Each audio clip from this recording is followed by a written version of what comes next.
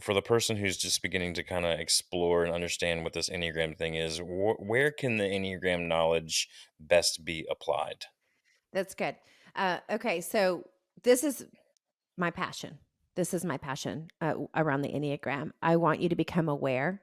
I want you to acknowledge, and I want you to make decisions around pivot toward growth. Okay, so when we're looking at this, the awareness piece, what do you do with this information?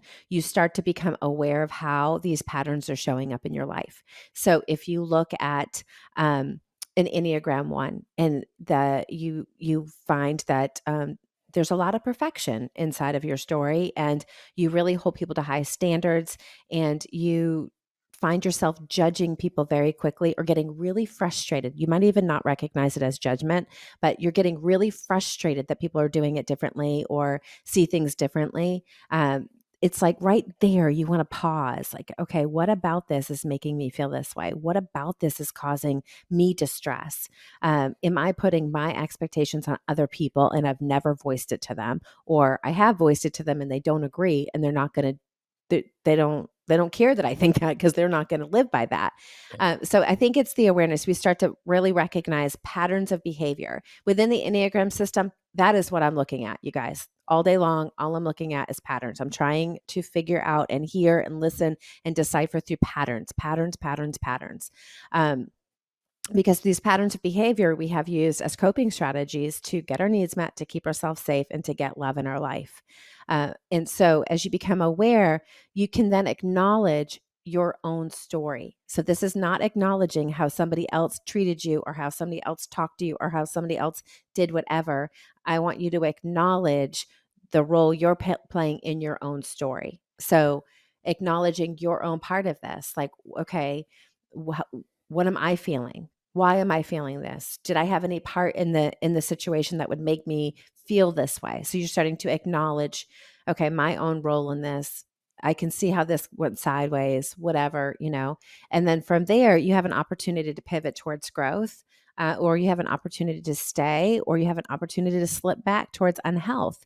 But it's really paying attention to what's going on in your own story. The only way we can do this is awareness. Awareness is the key to change. Yeah. And so we have to go slow. Awareness takes time. I always say it takes about 3 months of you recognizing patterns. And then over the course of the next 3 months, about 6 months, we might be able to stop before we act. And then after that, typically we can kind of harness them. We can grab a hold of them and begin to really understand where they're coming from, why they're happening, what's causing me to react this way. Um, and like a real example, because sometimes this feels like, what are you talking about?